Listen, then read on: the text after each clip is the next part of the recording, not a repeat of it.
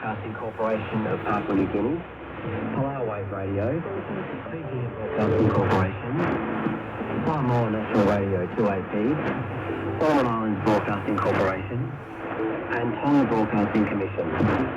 My name's Fred Hooper. Please share any information you've learned today and stay safe.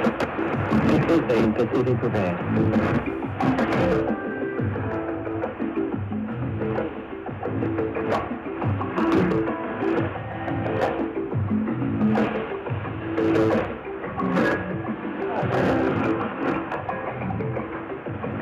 Well, it happens every year, doesn't it? We come back from our summer holidays determined to do better and to be better at things we let slack the year before.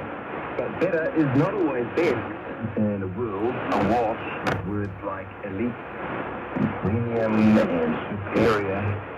So says sociolinguist Kristen Furlow. He's a professor of language and communication at the University of Bern. And we are constantly pushed to take things to the next level, when instead, he says, embracing mediocrity and having the courage to be ordinary may actually be the path to contentment. His work on linguistics will bring him to New Zealand in June.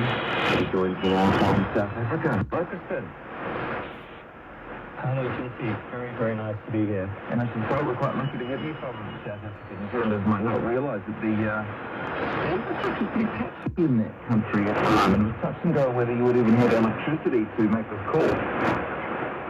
Yeah, it's a tremendous problem here in South Africa with the big monopolized power company needing to turn off the electricity from time to time. I mean, it's something people who are privileged with solar panels and backup generators are fine with dealing with, but for many much poorer people, it's a complete mess in their lives. But it's a complicated place. Well, thank you for having the time and effort today to join us. And can you explain what it is that you do? What is a sociolinguist? No, it's a good question.